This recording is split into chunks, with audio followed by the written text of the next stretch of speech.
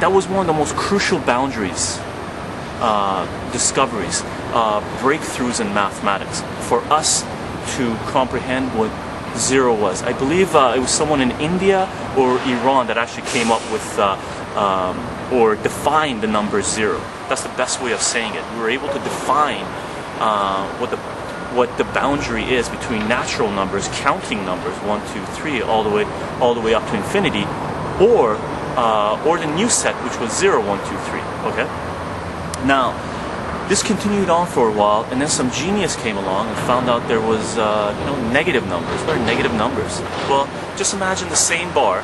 Now, these sheep herders down here in the natural number set, or the natural number group, after a few hundred years, they really understood that, you don't really have to be a sheep herder. You could do something else in life. So they understood that if somebody has no sheep, then, well, that's okay. They can still join the group. They won't have to do anything about it.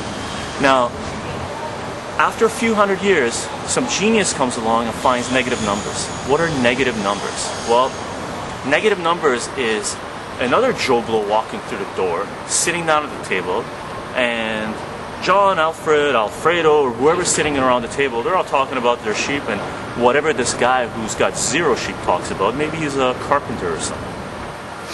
Now, some Joe Blow sits down at the table and they try to size this guy up and say, hey, what do you do? What do you have? Do you have any sheep? And he's like, no, man, I got no sheep. Are you a carpenter? No, man, I'm not a carpenter. Well, what are you here for? What are you doing? Well, he goes, I'm here to buy sheep because I have negative sheep. I owe sheep to people.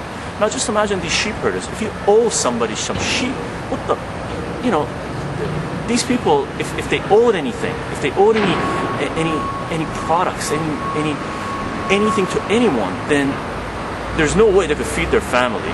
And if they owed sheep, then what were they doing? How did they end up owing sheep to people? Okay, so all of a sudden you got negative numbers. So initially we knew about the natural number set, 1, 2, 3. Okay, we moved up to the whole number set with us being able to define what zero was, not fully understanding, and we still don't fully understand it, but being able to define what zero was. Then you got another boundary up here going from the whole number set to the integers, which includes the negative whole numbers. So integers are really just the whole numbers with the negative side included. Now, when they ask you questions in math, in high school math, and they ask you what group a number belongs to, you have to take it to the lowest level, okay? So if they ask you, which group set does number 1 belong to? You would say it belongs to the natural numbers, because the natural numbers, the whole numbers includes the natural numbers, and the integers includes the whole numbers, which includes the natural numbers. Now, if they ask you what zero is, you can only go down as far as whole numbers, okay? You don't say it's a natural number, you say it's a whole number. It's implied that it also includes the integers and the rational numbers. What's rational numbers? Well, rational numbers, what they tell you in high school, which is, it's true, but it really doesn't define it properly. Most teachers do this anyway. They tell you that rational numbers are numbers that repeat or terminate. Repeat means it continues on, like 2.0 is a rational number because it ends. 2.2 repeating, if it's 2 all the way continuing, is a rational number because it repeats. But the true definition of rational numbers, the one you should really grasp, is rational numbers are any numbers that can be expressed as a fraction of integers, of these guys. So this whole group set is connected together, okay? Rational numbers are super important because they start introducing fractions to you.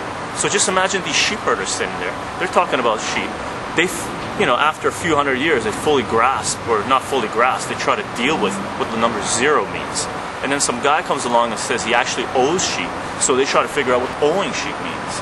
Okay, so after a few hundred years, they deal with that, and then some Joe Blow walks through the door and says, sits down at the table, and they're trying to figure things out. Eh? They're still in the mindset. What does this guy do? What does that guy do? What's going on? They're asking questions. Human nature. Okay, so they ask the guy, what he does, and he says, well, I'm here to buy half a sheep.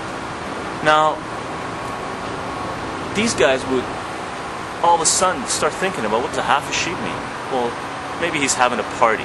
But these guys are used to killing a sheep and barbecuing it, eating a whole sheep. Why would, how big must the family be? Where is he taking this half a sheep? So all of a sudden fractions get introduced. Do you understand? It was a new concept, and it really expanded the abilities or what we were doing in mathematics. Zero still remains the most crucial aspect of the real number set, okay? Because it still gives science, physics, mathematics problems. So right now we got natural numbers, whole numbers, integers, and rational numbers belonging to this half of the real number set. Now keep in mind that if they ask you what a whole number is, or what zero is, you say it's a whole number. You take it down all the way to the lowest level that you can. If they ask you what -2 is, you take it down to the integers, because you can't take it down to the whole numbers. Whole numbers do not include negative numbers, okay? If they ask you what 1/2 is, it's a rational number. It's no longer an integer, it's not a whole number, it's not a natural number, okay? So keep that in mind. What we have on the other side is the irrational numbers. Now this line here, the pipe, is the division between these two guys. Now irrational numbers really took mathematics to a new level, because what it did was introduce something that we had no grasp of, which is numbers that do not end. Okay. Rational numbers were numbers, or the simple definition is numbers that repeat or terminate. Okay? Irrational numbers are numbers that do not repeat and do not terminate. The true definition of rational numbers is any number that can be expressed as a fraction of integers. Irrational numbers, numbers that cannot be expressed as a fraction of integers. So for example, the number pi, there's no way you could put two numbers on top of each other, two integers on top of each other, one divided by the other, to come up with 3.14 ... The most crucial aspect of this whole thing, the real number set, is the prime numbers. Okay. Now, if you understand prime numbers, you understand this whole thing. Mathematics becomes simple. So what you got to consider is, you have, for the real number set, you have two distinct boundaries, which is the pipe. You got the rational numbers, which includes the integers, the whole numbers, and the natural numbers, and you got the irrational numbers, which is completely separate from the rational numbers. Okay? We'll talk about this further. Well, I gotta look around and find another board where I can talk to you about prime numbers. I'll be back.